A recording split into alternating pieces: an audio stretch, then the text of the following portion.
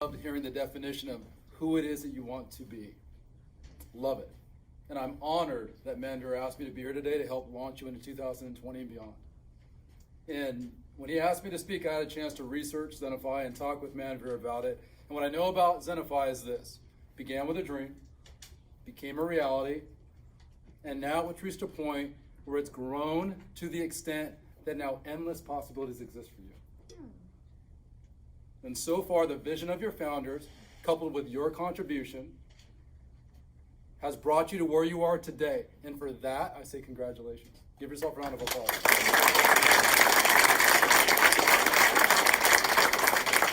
And I mean that because everybody is relevant. And as is the case, anytime there is an inception of anything new in your life, there is a necessary and subsequent period of growth and a progression and evolution that needs to take place so that you don't stagnate. The thing I've heard about what Zennify is it is special and it was meant to grow. And the moment you recognize that, then you owe it to the universe to extend that gift, because you know that what you have is something extraordinary. And you know that when you have something extraordinary, it creates possibilities for somebody else or for some other entity. And that's special. And that's what Zennify is. My family, you became a first round draft choice. Because culture means nothing without people.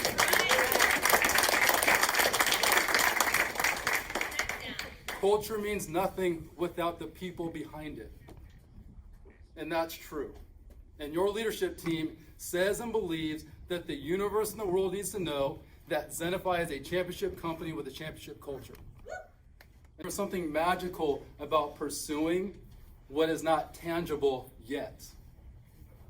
There is something magical about pursuing what seems infeasible right now. And you just have to dare to be extraordinary, because it requires courage to venture into the unknown fearlessly. And you can achieve the extraordinary so long as you believe it. And I've said that forever. In order to achieve it, you have to believe it. Belief is the starting point. And you are at the starting line of your chapter 2. And in chapter 2, you get to revolutionize the name of Zennify in your industry. How does that not excite everybody?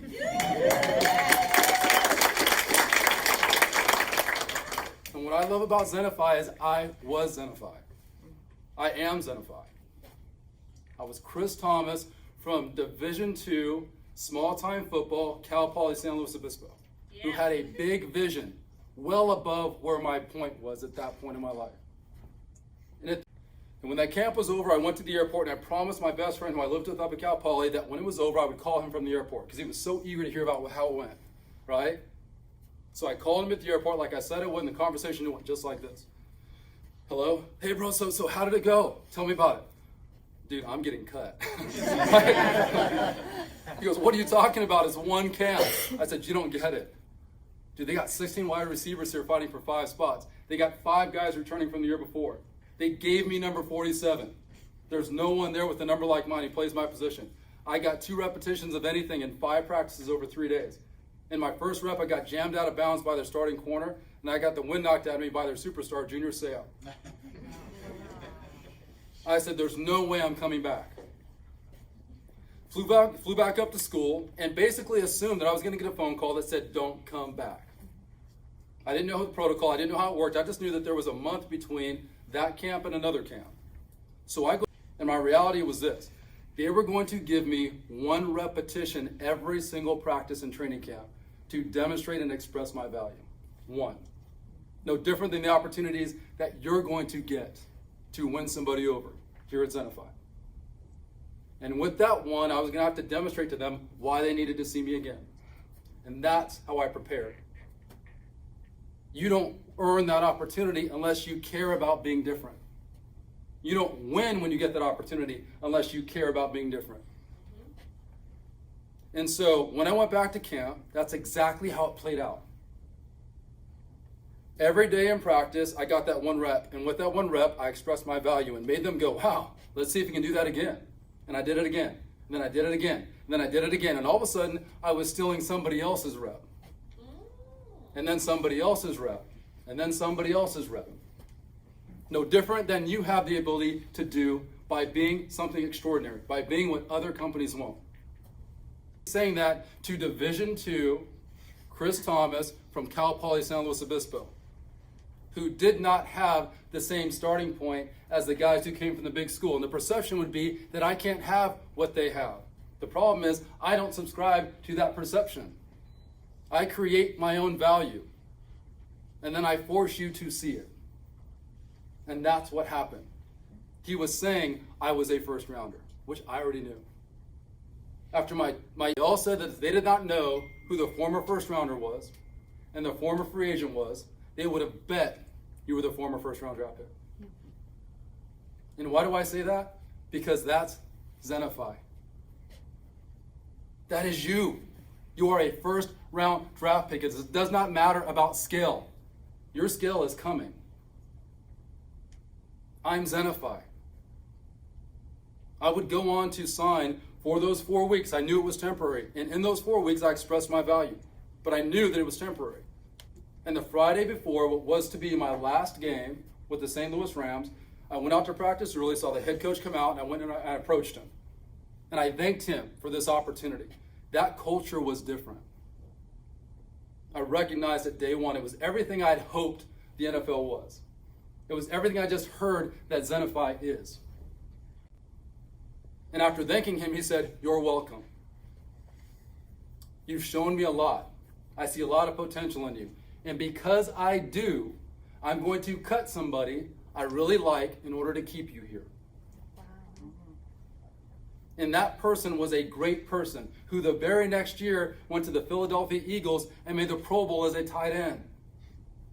That's how much value he saw in Chris Thomas. And it did not matter that Chris Thomas was from Division II, Cal Poly, San Luis Obispo. It did not matter. And that was the year we would go on and win the Super Bowl. And at Zennify, I heard it. You guys are creating and have created a culture, an authenticity that is yours. You provide an invaluable service to your current and prospective clients. You provide a relationship that cannot be replicated. You have to believe that. You are unique. You have to believe that. The best thing and the best gift your competition has given you is by telling you who they are and telling you who they're unwilling to be, because that makes it easy for you. Makes it easy to frame your conversation and tell your story about how and why you were different. All you have to do is believe it. You have to have conviction behind that. You don't come to Zennify for a job. You come to Zennify to fulfill a purpose.